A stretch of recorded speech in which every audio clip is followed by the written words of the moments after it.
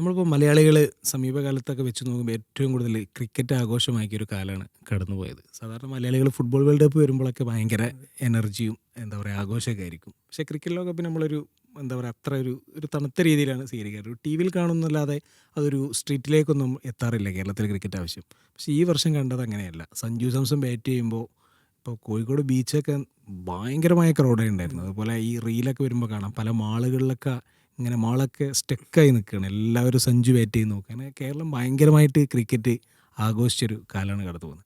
അപ്പോൾ എല്ലാവരും വീണ്ടും ഈ വേൾഡ് കപ്പിന് ശേഷം നേരെ വരുന്നത് IPL ആണ്. അപ്പോൾ എല്ലാവരുടെയും മനസ്സിൽ നമുക്ക് കേരളത്തിന് ഒരു IPL ടീം ഉണ്ടെങ്കിൽ ഭയങ്കരമായിട്ട് സെലിബ്രേറ്റ് ചെയ്യാന്നുള്ളൊരു തോന്നലുണ്ട്. അപ്പോൾ എല്ലാവരും ഓർക്കുന്നത് നമ്മുടെ ഒരു IPL ടീമിനെ കുറിച്ചാണ്. ഒരു സീസണിൽ മാത്രം കണ്ട ഒരു IPL ടീം നമുക്കുണ്ടായിരുന്നു. 2011 ഞാനൊക്കെ അന്ന് കളി കാണുന്ന സമയം തന്നെയാണ്. ഒരു കൊച്ചി ടസ്കേഴ്സ് എന്ന് പറയുന്ന ടീമുണ്ട്. എനിക്ക് തോന്നുന്നു ദിലീപ് സാറിന് ആ ഒരു ടീമിനെ കുറിച്ച് കുറച്ചും കൂടി പറയാൻ കഴിയും. കാരണം ആ സമയത്ത് മത്സരങ്ങളൊക്കെ റിപ്പോർട്ട് ചെയ്തെന്ന് തോന്നുന്നു. എങ്ങനെയാണ് സാർ ആ ഒരു കൊച്ചി ടസ്കേഴ്സിൻ്റെ കാലം എങ്ങനെയാണ് ഓർക്കുന്നത്? അത് എങ്ങനെ ഓർക്കേണ്ടതെന്ന് അതിൻ്റെ ആദ്യത്തെ ഓർമ്മ ശരിക്കും ഷോക്കാണ്. 2010 മാർച്ചിലാണ് ഈ ലേലം വരുന്നത്, പുതിയ 2 ടീമിനുള്ളത്.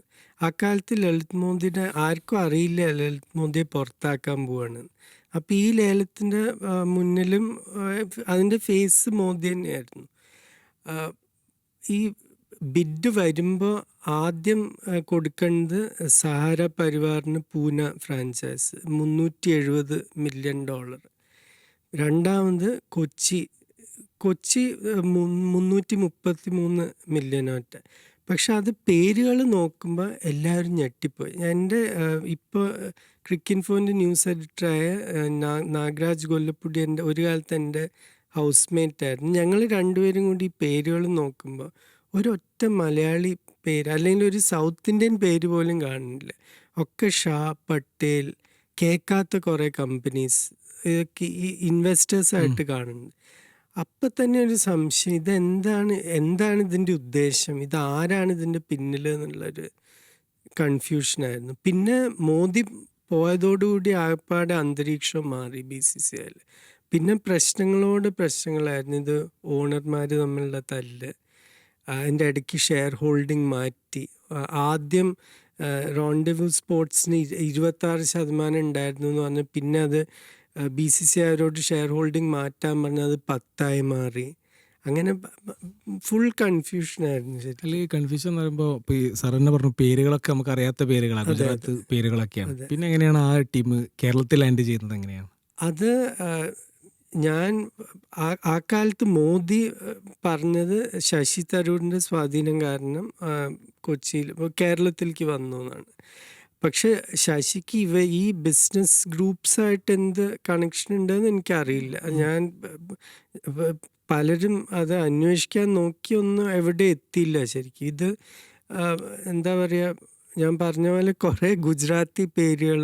പിന്നെ അവർക്ക് വേറെ പറ്റിയൊരു ആദ്യം തന്നെ ഒരു മിസ്റ്റെപ്പ് എന്തായിരുന്നു എന്ന് പറഞ്ഞാൽ, കളിയൊക്കെ തുടങ്ങുന്നതിന് മുമ്പ് തന്നെ കൊച്ചിയിൽ നിന്ന് മാറ്റി ഞങ്ങൾ അഹമ്മദാബാദ് പോവും, ഇവിടെ എൻ്റർടൈൻമെൻറ്റ് ടാക്സ് 36% കൊടുക്കാൻ തയ്യാറല്ല എന്നൊക്കെ പറഞ്ഞിട്ട് പിന്നെ കൊച്ചി കോർപ്പറേഷൻ ഇടപെട്ട് അത് പകുതി ഇളവൊക്കെ കൊടുത്തിട്ട് ഇവിടെ തന്നെ കളിക്കാമെന്നൊക്കെ പറഞ്ഞതാണ്. പിന്നെ പേരിൻ്റെ പ്രശ്നങ്ങളുണ്ടായിരുന്നു. ഇന്ത്യ കമാൻഡോസ് എന്നൊക്കെ പറഞ്ഞ് ഒരു വൃത്തിയായിട്ട പേര്.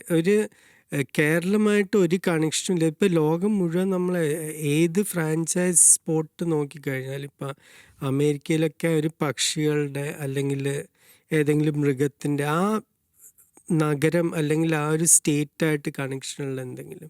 ഇപ്പോൾ കൊച്ചി ടസ്കേഴ്സിന് ഒരു ബ്യൂട്ടിഫുൾ പേരാണ് ശരിക്കും. എന്ന് വെച്ചാൽ ടസ്കർ എന്ന് പറഞ്ഞാൽ നമ്മുടെ നാട്ടിൻ്റെ ഒരു പ്രതീകമാണല്ലോ ശരിക്കും. അപ്പം അതിന് പകരം ഇന്ത്യ കമാൻഡോസ് വെച്ചിട്ടാണ് തുടങ്ങുക. അപ്പം എല്ലാ വിധത്തിലും ഒരു മോശം തുടക്കമായിരുന്നു.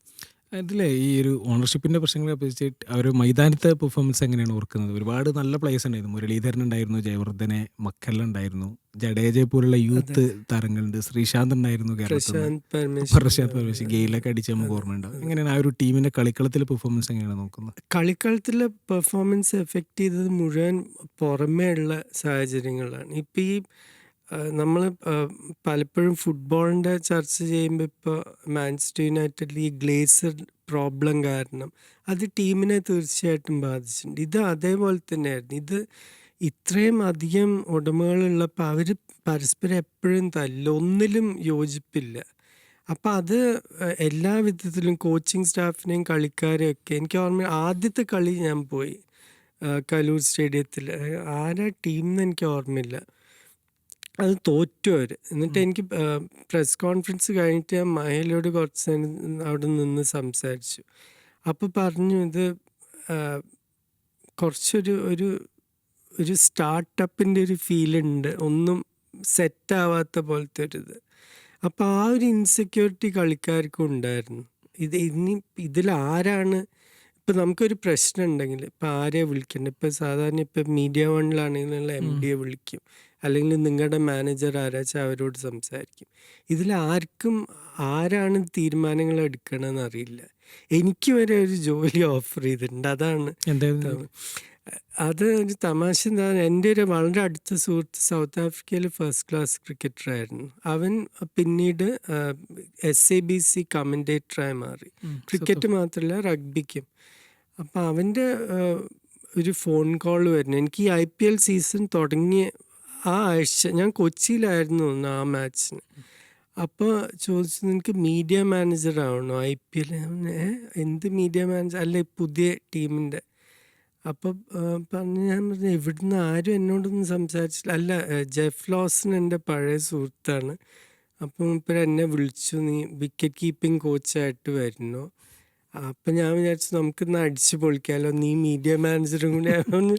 ഇങ്ങനത്തെ ഒരു സെറ്റപ്പിലേക്ക് ഈ വെറും കോണ്ടാക്ട്സ് വെച്ചിട്ട് ചൂസ് ചെയ്യുന്ന ഒരു സെറ്റപ്പിൽ അങ്ങനെ ആയിരുന്നു ശരിക്കും. ഒരു സ്ട്രാറ്റജിയോ തോട്ടോ ഇല്ലാതെ കുറേ ആൾക്കാരെ ഒരുമിച്ച് കൂട്ടി നിങ്ങൾ പോയി കളിക്കുക എന്ന് പറഞ്ഞൊരു ഫ്രാഞ്ചൈസ് ആയിരുന്നു.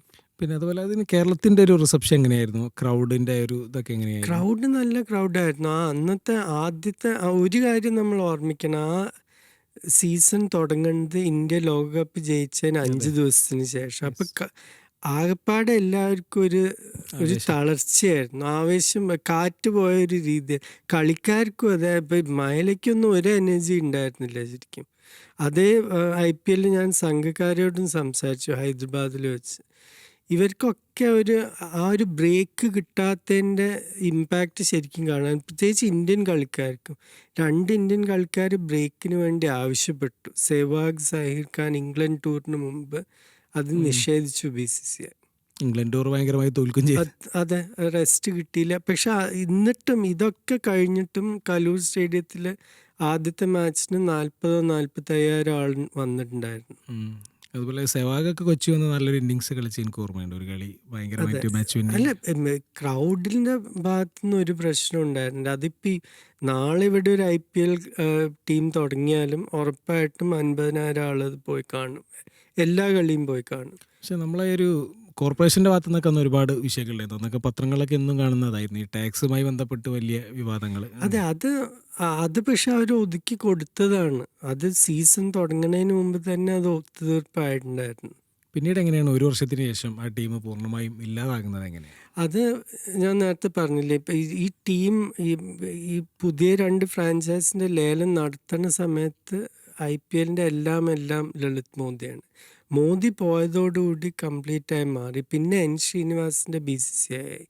ശ്രീനിവാസൻ എന്ന് പറഞ്ഞാൽ വളരെ ഓൾഡ് സ്കൂൾ ബിസിനസ്സാണ്. പഴയ പൈസ, വളരെ എന്താ പറയുക, ഒരു സ്ട്രക്ചറുള്ളൊരു ബിസിനസ്. ഇന്ത്യ സിമെൻറ്റ്സ് പറഞ്ഞാൽ എല്ലാവർക്കും അറിയാം. നിങ്ങൾക്ക് നാളെ ഒരു അക്കൗണ്ട്സ് പോയി ചെക്ക് ചെയ്യാൻ പറ്റും, ഒക്കെ ട്രാൻസ്പെറൻ്റ്. അതെ. അതേപോലെ അപ്പോൾ ശ്രീനിവാസിന് റിലയൻസ് ആയിട്ടും മുംബൈ ഇന്ത്യൻസ് ആയിട്ടോ മറ്റേ വിജയ് മാല്യ ആയിട്ടൊന്നും പ്രശ്നമില്ല. പക്ഷേ ഈ എന്താ പറയുക, ഈ ഓണർഷിപ്പ് പാറ്റേൺസ് ക്ലിയർ അല്ലാത്ത ടീമുകൾ, ഇപ്പോൾ രാജസ്ഥാൻ റോയൽസിന് ആ കാലത്ത് ഇതേപോലത്തെ പ്രശ്നങ്ങളുണ്ടായിരുന്നു. ആരാണ് മെജോറിറ്റി ഓണർ? വേറെ ആരൊക്കെയോ മോദിയുടെ കുടുംബക്കാരായിരുന്നു. അങ്ങനെ പല പ്രശ്നങ്ങളും. പിന്നെ ഈ കൊച്ചിയുടെ ഓണർഷിപ്പ് നോക്കിയപ്പോൾ ശ്രീനിവാസിന് വട്ടുപിടിച്ചു ശരിക്കും. ഇതെന്താണ്, ആരാണിതെന്താണ്? എന്നിട്ടാണ് അവരോട് പലപ്പോഴും പറഞ്ഞത്, നിങ്ങൾ ഇതൊക്കെ ഷെയർ ഹോൾഡിംഗ് പാറ്റേൺസ് മാറ്റി ഫൈനൽ ഒരു ഡിസിഷനായിട്ട് തിരിച്ചു വരും. പക്ഷെ അത് അവർക്ക് ഒരിക്കലും ഒരു ഒത്തുതീർപ്പ് എത്താൻ പറ്റിയില്ല. ഡിസ്പ്യൂട്ട് അത് ഇപ്പോഴും നടന്നുകൊണ്ടിരിക്കുകയാണ്. അത് കാരണം BCCIയുടെ അഭിപ്രായത്തിൽ അവർ ഒരു ഫിറ്റ് ഓണേഴ്സായിട്ട് അവരെ കണ്ടില്ല. ഇപ്പോൾ ഇംഗ്ലണ്ടിലൊക്കെ ഇംഗ്ലീഷ് ഫുട്ബോളിലൊക്കെ ഇപ്പോൾ മറ്റേ ഫിറ്റ്നസ് ടെസ്റ്റ് ഉണ്ട് ഓണർഷിപ്പിന്. എന്നാൽ ചില ആൾക്കാർക്ക് അവർ കൊടുക്കില്ല ടീംസ്. അപ്പം അതുപോലെ ശ്രീനിവാസിൻ്റെ ഭാഗത്തു നിന്ന് തീരുമാനമായി ഇവർ ഫിറ്റ് ഓണേഴ്സ് അല്ല എന്ന്. അതുപോലെ നമുക്കറിയാം ഇപ്പം നിലവിൽ 10 ടീമാണ് IPL ഉള്ളത്. പുതിയ ടീമൊന്നും ചർച്ചയല്ല. എന്നാലും കേരളത്തിനൊരു IPL ടീം വരാനുള്ള ഒരു പൊട്ടൻഷ്യലും സാധ്യതയുണ്ടോ? എങ്ങനെയാണ് നോക്കുന്നത്? തീർച്ചയായിട്ടും എനിക്ക് തോന്നുന്നത് ഒരു 2030 ആകുമ്പോഴേക്കും ഈ സൈക്കിൾ എപ്പോൾ കഴിയുമെന്ന് എനിക്കൊന്ന് ചെക്ക് ചെയ്യണം, ഈ ബ്രോഡ്കാസ്റ്റ് സൈക്കിൾ. അത് കഴിഞ്ഞാൽ ഞാൻ കേട്ടിട്ടുള്ള വാർത്തകൾ 12 ടീമിലേക്ക് പോകാനാണ്. എന്നുവെച്ചാൽ ഇപ്പോഴും ഇന്ത്യയുടെ പല ഭാഗത്ത് ഇപ്പോൾ കേരളം, നമ്മൾ കേരളത്തെ പറ്റിയാണ് സംസാരിക്കുന്നത്. ഇപ്പോൾ മധ്യപ്രദേശ് നോക്കിക്കഴിഞ്ഞാൽ ഹോൾക്കർ ഇന്ത്യയുടെ ആദ്യത്തെ ഒരു സൂപ്പർ ടീമായിരുന്നു, ഇൻഡോറിലുള്ള ഹോൾക്കർ. അപ്പം ഇങ്ങനത്തെ നഗരങ്ങളിലും ഇപ്പോൾ ടീമൊന്നുമില്ല. നോർത്ത് ഈസ്റ്റിനില്ല. അത് നോർത്ത് ഈസ്റ്റിനില്ല. ഗൗഹാട്ടി എന്നാണ് ഇപ്പോഴത്തെ ബോർഡ് സെക്രട്ടറി. ഇപ്പോൾ രാജസ്ഥാൻ അവിടെ പോയി കളിക്കുകയാണ്. അപ്പോൾ തീർച്ചയായിട്ടും ഇന്ത്യയിൽ 12 ടീമുകളെ സപ്പോർട്ട് ചെയ്യാനുള്ള ഫാൻ ബേസും പൈസയും കോർപ്പറേറ്റ് സപ്പോർട്ടും ഒക്കെ ഉണ്ട്. അപ്പം അങ്ങനെ വന്നു കഴിഞ്ഞാൽ നേരത്തെ പറഞ്ഞ പോലെ 2 ഡിവിഷനായിട്ട് ഇപ്പോൾ 6 ആക്കി കഴിഞ്ഞാൽ നിങ്ങളുടെ ഡിവിഷനിൽ പരസ്പരം 2 തവണ കളിക്കുക, 10 കളിയായി. മറ്റേ ടീമിലത്തെ മറ്റേ ഡിവിഷനിൽ എല്ലാവരെയും കളിച്ചാൽ 16 കളിയായി. അങ്ങനെ അപ്പം അങ്ങനെ മുന്നോട്ട് പോകാനായിരിക്കും. ഏതായാലും അത് നടക്കട്ടെ എന്നാണ്.